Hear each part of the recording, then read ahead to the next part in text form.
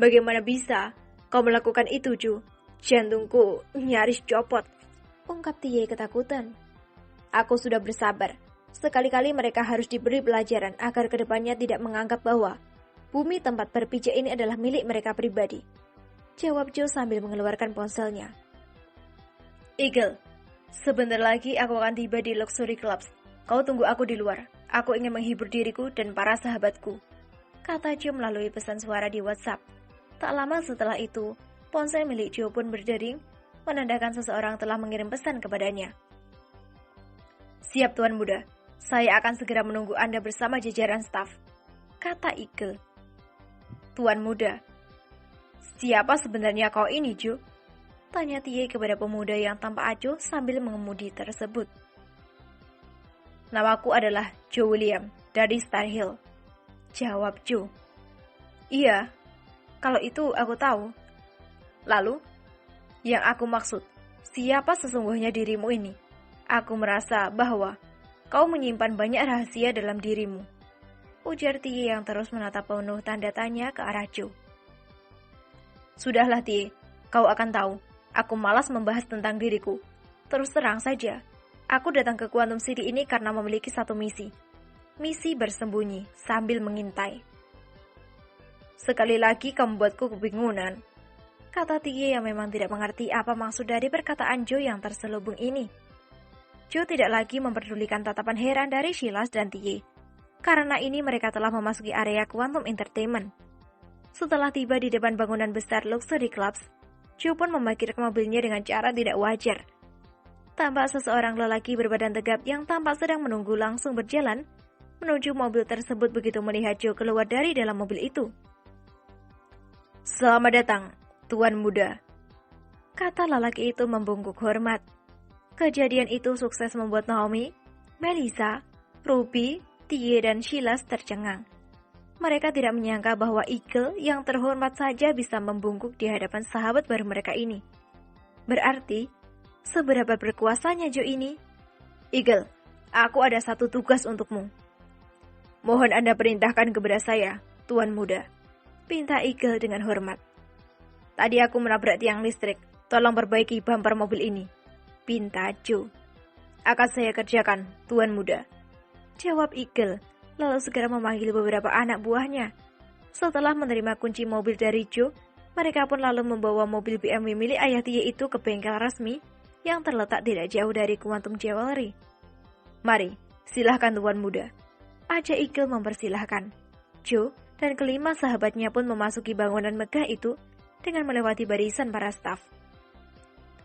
Tiba di hadapan resepsionis klub tersebut, Jo pun memberikan kartu Diamond VIP member miliknya, yang langsung diterima oleh wanita itu dengan wajah salah tingkah. Apa yang Anda lakukan, Tuan Muda? Luxury Clubs ini hanya serpihan kecil dari sekian banyaknya pusat hiburan yang berjejer di Quantum Entertainment ini. Dan semuanya adalah milik Future of Company. Mengapa Anda begitu sopan? Tanya Eagle yang juga merasa tidak enak. Kau lupa dengan perkataanmu bahwa hanya member saja yang boleh memasuki klub ini, tanya Jo. Eagle hanya garuk-garuk kepala saja mendapat jawaban seperti itu. Dia teringat ketika pertama kali bertemu dengan Jo ketika itu. Pada waktu itu, dia dengan lagaknya yang angkuh sempat mengusir tuan mudanya itu yang memang persis berpenampilan seperti tukang parkir. Perumahan elit Quantum City. Ketika Jo tiba di Quantum Entertainment, Duff dan keempat sahabatnya juga tiba di rumah mewah berbentuk castle miliknya. Beberapa pengawal yang berdiri di depan pintu rumah istana itu heran melihat keadaan Duff saat ini. Dengan pakaian kotor, jalan terbungkuk dan di pipinya terdapat cap 5 jari, pemuda itu bersama konco-konconya pun masuki rumah besar itu, tanpa memperdulikan tatapan heran dari para pengawal. Ayah!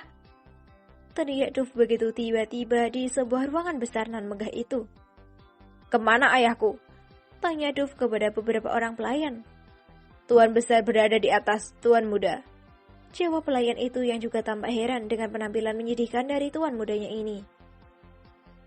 Ada apa kau berteriak seperti orang kerasukan, Duff? Terdengar suara teguran diikuti seorang lelaki setengah baya yang saat ini sedang menapaki anak tangga menuju ke lantai bawah. "Heh, ada apa dengan dirimu, ha?" bentak lelaki setengah baya itu merasa heran melihat keadaan anak lelakinya yang tampak tak karuan ini. "Naomi, ayah. Dia menghinaku dan menyuruh orang-orang yang bersahabat dengannya untuk memukuliku," kata Duff berbohong mengadukan semuanya kepada ayahnya, yaitu Tuan Clifford. "Apa? Apakah itu Naomi Putri Johnson?" tanya Tuan Clifford sambil membelalakkan matanya. "Naomi siapa lagi kalau bukan putri Tuan Johnson itu?" "Kurang ajar. Bukankah dia adalah tunanganmu?" "Tunangan apa? Dia sama sekali tidak menghormati pertunangan kami. Dia juga menghinaku, juga menghina ayah. Katanya, pertunangan ini hanyalah kedok supaya ayah bisa menguasai Clubs University dan merobohkan kampus itu untuk membangun hotel dan pusat hiburan," kata Duff mengadukan semuanya. Mendengar pengaduan dari putra satu-satunya dari 3 bersaudara itu, Tuan Clifford sangat terkejut. Dia tidak menyangka bahwa anak bau bawang itu berani menghina dirinya yang sangat berkuasa di Quantum City ini. "Apalagi yang dia katakan?" tanya Tuan Clifford. "Dia mengatakan bahwa ayah adalah sampah busuk berulat yang sangat tidak berguna." "Kurang ajar. Putri Johnson itu harus diajarkan adat agar tidak sembarangan dalam berucap. Aku akan segera menghubungi Johnson. Aku membatalkan pertunangan kalian dan aku akan membatalkan semua kesepakatan kerjasama antara kami. Dia harus melunasi segala hutangnya dalam waktu dekat. Jika tidak, maka Clubs University harus dilepaskan ke tanganku. Keluarga Johnson harus membayar penghinaan ini." "Apa kau kenal dengan orang-orang yang memukulimu itu?" tanya Tuan Clifford lagi. "Kenal. Dia adalah mahasiswa di Clubs University. Antara orang yang mengeroyok Itko adalah Joe, Silas, dan Tie, putra dari keluarga Morales." Belum jeda juga si Morales sialan itu. Apa belum cukup bangkrut usahanya? Apa aku harus membuat orang sialan ini menjadi pengemis?" kata Tuan Clifford geram. "Salah. Ayah jelas salah. Tuan Morales tidak bangkrut.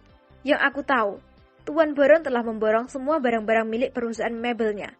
Malah, kini perusahaan milik Tuan Morales akan menembus pasar Indonesia atas kesepakatan kerjasama mereka dengan perusahaan Tower Soul Propier." "Apa? Mengapa aku tidak mengetahui berita ini?" kata Tuan Clifford terkejut. "Makanya, ayah harus sering-sering membaca berita," jawab Duff kesal. "Tutup mulutmu itu sekarang. Sekarang, kau mandi dan bersihkan dirimu. Kita akan membuat perhitungan dengan keluarga Johnson ini terlebih dahulu. Setelah itu, baru kita urus orang yang mengeroyokmu. Mereka harus membayar mahal." "Baik, ayah," kata Duff. Lalu dengan senyuman jahat dia segera mengajak keempat sahabatnya menuju ruangan lain di dalam rumah besar itu. Di dalam hatinya kini dia membayangkan betapa hancurnya keluarga Johnson dan Joe ini nantinya ketika ayahnya sudah bertindak.